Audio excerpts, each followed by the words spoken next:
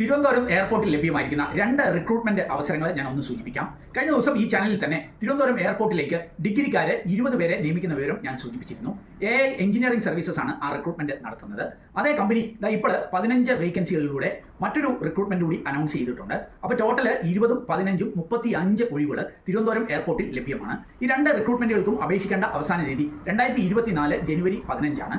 അപ്പം ഈ assistant supervisor തസ്തികയിൽ ഡിഗ്രിക്കാർക്ക് അപേക്ഷിക്കാമെങ്കിൽ ഗ്രാജുവേറ്റ് എഞ്ചിനീയർ തസ്തികയിലെ 15 ഒഴിവുകളിലേക്ക് ആ പേര് സൂചിപ്പിക്കുന്ന പോലെ ബിടെക്കുകാർക്ക് അപേക്ഷിക്കാവുന്ന അവസരങ്ങളാണ്. അതിൽ തന്നെ mechanical, electronics, electrical, instrumentation, chemical, production, ഇങ്ങനെ കുറേ അധികം ബ്രാഞ്ചുകാർക്ക് അപേക്ഷിക്കാം. എന്നാൽ ഓർക്കുക, ഒരു വാലിഡ് ആയിട്ടുള്ള ഗേറ്റ് സ്കോർ, അത് മിനിമം 80% സ്കോർ നേടിയവർക്കായിരിക്കും അവസരമുള്ളത്. ഇതിന്റെ സ്റ്റാർട്ടിംഗ് സാലറി പെർ മന്ത് 40,000 ആണെങ്കിൽ പിന്നീട് 79,000 രൂപ വരെ പെർ മന്ത് ശമ്പളം ലഭ്യമാകും. അപ്പോൾ ഈ ഒരു അവസരത്തെക്കുറിച്ചൊക്കെ കൂടുതൽ മനസ്സിലാക്കുവാനായിട്ട് jobsbridge.com എന്ന നമ്മുടെ ജോബ് സൈറ്റ് സന്ദർശിക്കുക.